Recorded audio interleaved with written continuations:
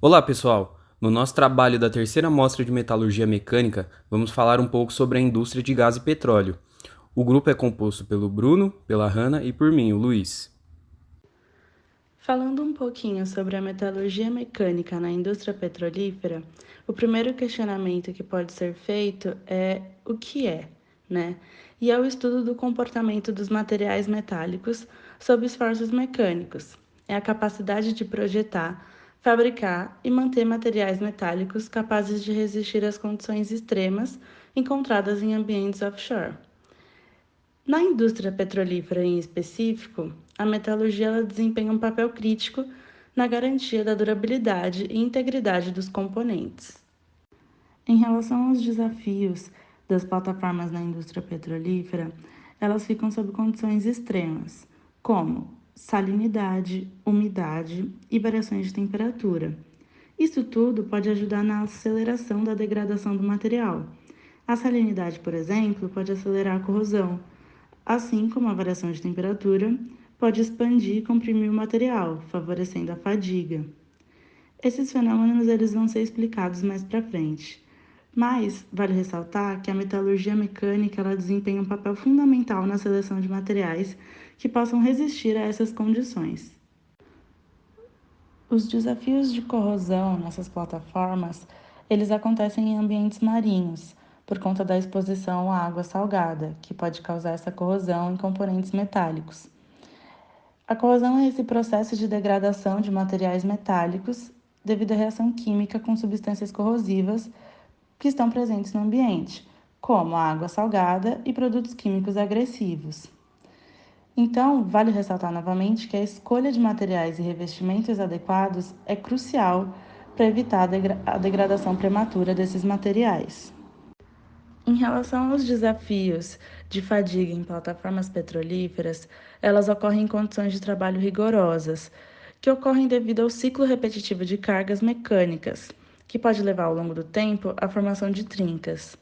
Mas como que elas são causadas? Elas são causadas pela ação do vento e das ondas marinhas. E aí a pergunta que pode ser feita é: tem como prevenir essas falhas? E sim, tem como prevenir essas falhas através de inspeção regular e monitoramento, que são essenciais para identificar e preveni-las. Bom, vamos dar uma analisada agora em alguns casos, né, sobre fraturas catastróficas neste meio. O primeiro deles é uma fratura que ocorreu durante uma inspeção de um riser. Riser é um duto ascendente, que é o componente principal capaz de transportar o óleo desde o poço até a unidade flutuante, né?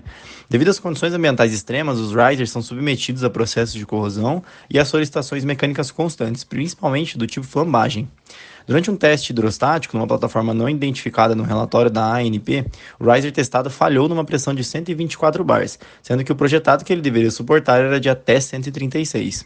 As causas dessa falha foram fadiga por flambagem, corrosão interna extrema, falha de projeto e falha de inspeções regulares. A causa raiz foi devido à não instalação das válvulas de alívio de pressão nas linhas do sistema de ventilação, que permitiu a entrada de ar e consequente corrosão interna, aliados ao fenômeno de flambagem, que gerou mais defeitos por fadiga, e a não inspeção correta, que deixou passar batido a ausência das válvulas de pressão, ocorreu esta fratura catastrófica.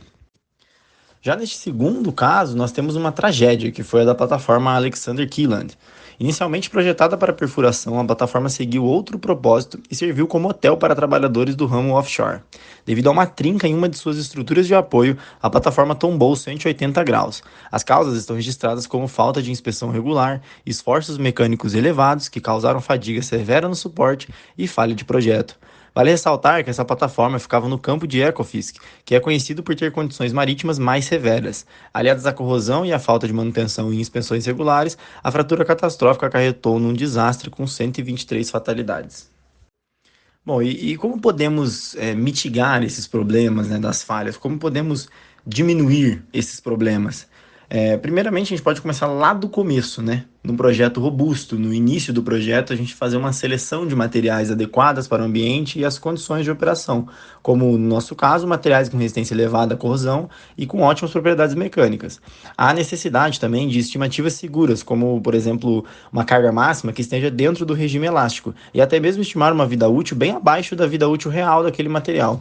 Outra forma é realizar uma engenharia contra fadiga e corrosão, visando minimizar os efeitos desses dois fenômenos por meio da diminuição de concentradores de tensão fiação, revestimentos, polimentos, etc. Outra forma que temos de mitigar o problema, mais focado na questão da corrosão, são os revestimentos anticorrosivos. Nele temos várias opções, e algumas delas são o cladeamento, que é o depósito de um metal sobre outro, em que é formada uma capa protetora. Esse método pode ser realizado pelo processo de explosão, por solda ou por laminação a quente. Temos a imersão a quente, que é um processo que consiste na imersão de um material em banho de metal fundido, utilizado principalmente para revestimentos de aço com estanho, cobre, alumínio e zinco. A imersão em zinco é uma das mais conhecidas e pode ser chamada de galvanização ou zincagem a quente. A metalização, que consiste na aplicação de revestimento por meio de uma pistola de aspersão ou de metalização, alimentada com um fio ou pó de metal a ser utilizado como revestimento.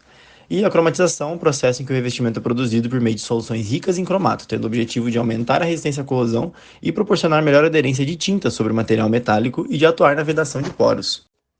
E o revestimento mais utilizado são as tintas. A utilização de tintas como técnica de proteção anticorrosiva é uma das mais empregadas devido a uma série de fatores como facilidade de aplicação e manutenção e custo-benefício atraente.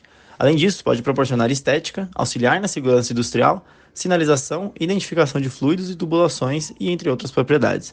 O cenário ideal, de todo o caso do revestimento é a junção estratégica de várias técnicas para uma máxima proteção. Bom, e seguindo, nós temos um outro meio que seriam os ensaios não destrutivos, e as inspeções regulares. Um dos ensaios mais usados é o de ultrassom, que utiliza ondas sonoras de alta frequência para detectar defeitos internos, medir espessuras de materiais e avaliar a integridade estrutural. Na sequência, nós temos o ensaio de radiografia, que usa radiação ionizante para capturar imagens de materiais e detectar falhas como trincas, porosidades e inclusões. Temos também as partículas magnéticas, que consiste na aplicação dessas partículas em superfícies magnetizadas para identificar defeitos superficiais ou subsuperficiais. Seguindo com mais alguns exemplos, temos o ensaio de endoscopia, que utiliza instrumentos ópticos para inspecionar internamente componentes mais complexos e de difícil acesso. A técnica do líquido penetrante, que envolve a aplicação de um líquido em uma superfície e a aplicação de um revelador posteriormente para identificar falhas superficiais. E para finalizar, temos a técnica dos cupons de perda de massa, que utiliza um provador metálico que é inserido através de tomadas para que fiquem expostos ao ambiente interno e sofram os mesmos processos de degradação da parede metálica de um duto. O provador é analisado e a corrosão é estimada para o tempo de operação que o duto está no dado momento, a fim de prever o estado atual dele. Para melhor compreensão do tema abordado sobre falhas em plataformas petrolíferas, é necessária a compreensão de alguns conceitos fundamentais que explicam e nos permitem entender como e por que esses tipos de falha podem ocorrer. São eles: trincas e fraturas, fadiga e corrosão.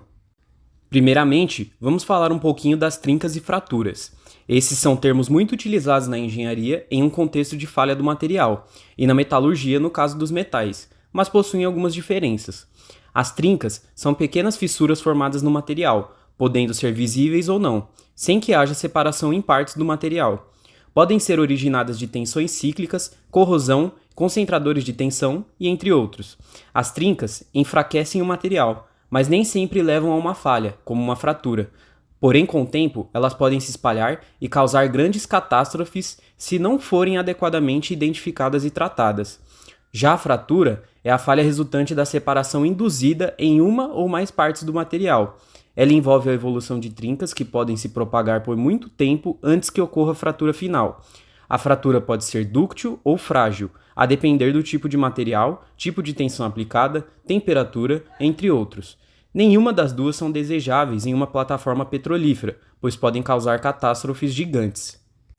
Um conceito muito importante também é a fadiga. A fadiga é responsável por 90% das falhas mecânicas em metais. As trincas e falhas por fadiga são muito comuns em materiais e estruturas que são submetidas a cargas cíclicas e variáveis ao longo do tempo, como acontece em plataformas petrolíferas por conta da ação do vento e das ondas do mar. Os patamares de tensão que o material suporta em cargas cíclicas e variáveis é menor que em carregamento simples, devido aos danos microestruturais causados ao material nesse tipo de esforço. A fadiga se inicia com a formação de pequenas trincas em regiões de concentração de tensão, e com o ciclo repetitivo, elas aumentam de forma gradual. Se não forem detectadas, podem levar a grandes falhas e acidentes graves, principalmente em aplicações críticas, como as estruturas offshore. Na primeira figura, temos os estágios da fadiga, que são a nucleação, o início da formação do defeito, a propagação, quando as trincas são propagadas pelo material, e a fratura, que é a falha catastrófica do material. Na segunda figura, temos a curva SN, um gráfico que representa a relação entre o número de ciclos, N, e a tensão aplicada, S, necessária para causar a falha por fadiga. Isso ajuda os engenheiros a entenderem a resistência à fadiga de um material. Já um conceito um pouco mais comum no nosso dia a dia é a corrosão. A corrosão metálica é a deterioração de um material metálico por conta de sua interação química ou eletroquímica num determinado meio de exposição. No caso das plataformas, isso ocorre por conta da interação com a água marinha, que é altamente corrosiva. A corrosão enfraquece o material, podendo facilitar a propagação de trincas e a falha da estrutura. Para proteger o material, podem ser utilizadas tintas e revestimentos especiais que são anticorrosivos. Essas são as referências que utilizamos para a realização desse trabalho. E um muito obrigado pela atenção de todos.